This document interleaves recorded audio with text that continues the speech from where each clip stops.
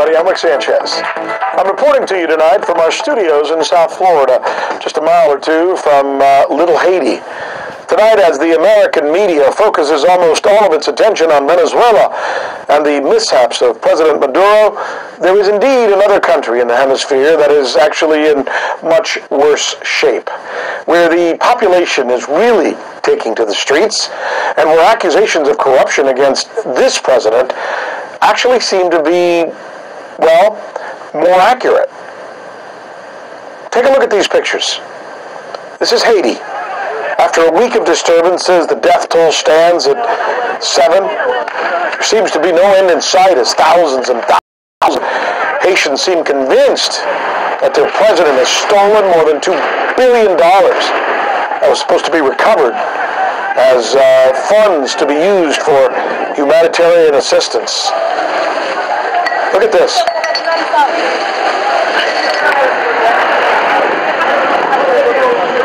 This is typical of some of the gun battles and the burnt tires in past instances in Haiti.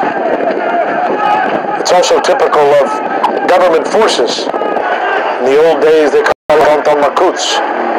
Today, they're just soldiers representing the palace, sent by a president to try and quell disturbances that have been going on now for more than a week and don't seem to want to stop. These are pictures we're getting from them. It's tough to look at. These people have been pouring into the streets of Port-au-Prince and places like Cite du Soleil, calling for the resignation of President Jovenel Moïse in a story that has been, by the way, generally ignored by the U.S. national media. So tonight, as much of Haiti is paralyzed by barricades and protests, with few of any citizens, by the way, taking to the streets to support President Moïse, many would ask, where is the U.S. State Department? Why no hit of intervention here, as has been the case in Venezuela for the past 3 weeks? Tonight we examine what some critics of U.S. foreign policy call a convenient double standard, as we report on Haiti under siege. This is the news with Rick Sanchez, where, as you know, we really do believe it's time to do news again. We're going to begin tonight with Haiti. This is a country that, interestingly enough, I have covered over the past many years, as I've been a correspondent throughout my life, working for places like Fox and CNN. I was there for the overthrow of baby Doc Duvalier, and I was there for the bloody removal of President Raul Cedras. I have an affinity for Haitians. They are refugees, after all, like myself. Their history is written with one predominant word: rebellion. They were the very first slaves to actually win a war against their masters and kick the Europeans out of their country, gaining their independence. Did you know that? Their culture is as colorful as any in the world, but they seem cursed politically. And nobody knows that more than the hundreds of thousands of Haitian refugees now living in South Florida, mostly in a place in northeast Miami that has come to be known as Little Haiti, not far from where I'm sitting here delivering this story to you now. That is the place where this afternoon I caught up with Haitian journalist and activist James Pierre. I'm hurting for you and for your country watching what's going on right now. The situation looks pretty grim in Haiti. Why are people so angry? Why are people dying? Haiti has a new reality, Rick. Unfortunately, it's fire, fury, and fear. You have to understand that this is a population that's been going through so much. The level of frustration is so high right now, and the level of corruption as well is rising at a level where they feel like, hey, I cannot eat while you are showing me that you are driving a $300,000 cars while you're having a big mansion. What should I do?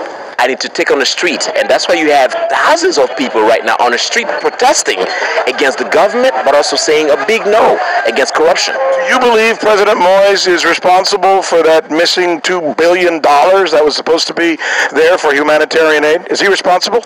Well, talking about President Moise, he's a very charismatic person. I've interviewed President Moise, who promised that, I'm going to be the Jesus of Haiti. I'm going to put daily bread on your plate. I'm going to, he said that he will take the sun, he will take the earth, he will take the water to make a magic there. But what we see is corruption. And talking about Moise, the latest report from the Supreme Court of Haiti has Moise company indicted in that report, saying that they are part of the corruption.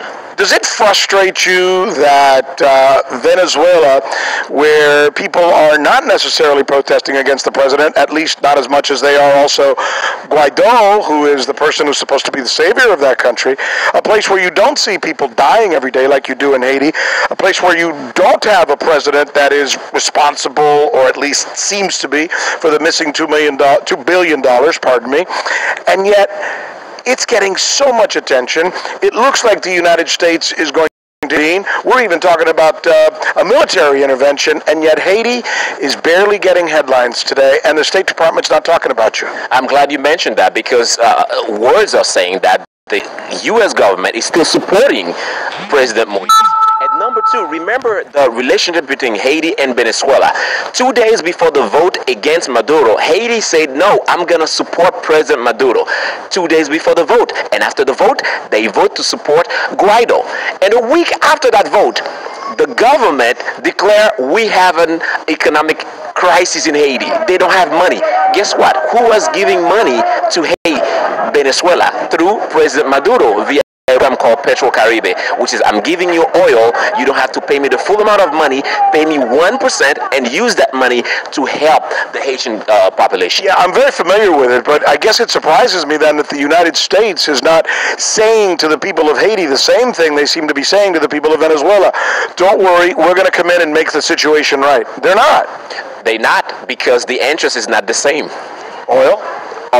You have oil, you have also other factors in playing into the political sphere. That's why you don't have the same attention giving to Haiti that is giving right now to Venezuela. Let me ask you a question. Do you ever foresee a time, given what you've been through with the Duvaliers, with Cedras, with all the leaders that we've had issues with, will there ever be political stability in Haiti? You must cry for your country every night. I've been covering news from Haiti for more than 15 years. And guess what? It becomes like a routine. Every 2 years, there is a protest in Haiti. Every 2 years. You had President Duvalier that you mentioned in 1991, when Duvalier left Haiti. We had Aristide. President Aristide, 2 years after being elected, there was major protest in Haiti. We don't want you anymore. 2 years after President Martelly was in power, we don't want you anymore. 2 years after the transitional government in power, we don't want you anymore. So it becomes a routine. Now President Jovenel Moise is in power less than 2 years. Guess what? He's been to 3 riots already. Final question. Do you believe that Haiti is still suffering in some regard, not just from the horrible disaster that you guys went through, but the fact that there was so much corruption, some of it to blame on the Clintons, that you've never been able to recover from that? And should they be held somewhat responsible? I truly believe that first the Haitian government, or the Haitian nation as a whole, need to take responsibility of the lack of governance in Haiti. Because number one, if somebody comes to your house and say, hey, I'm going to give you $300,000 for you to give me your wife, and you decide to do so, then guess what? You are responsible as the other countries or other leaders coming in saying, hey, you know what? I'm going to do something for you, while they are not. They are just taking care of their own interests and moving. But hold on, some of the people in the Clinton Foundation did make money as well off of this. There was some corruption on both sides of this, was there not? Absolutely. That's why you had that funding. You had President Bush saying, hey, I don't want to be part of it anymore, because at the forefront we say we wanted transparency, and there wasn't transparency. Yeah, maybe good intentions, but it didn't work. James Pierre, certainly somebody who knows as much about this area as anyone. Thank you for taking time to take us through this. Always a pleasure talking to you, Rick. Thank you. Rick Sanchez, you found us on YouTube, and that's awesome. But you know what? I'm also live every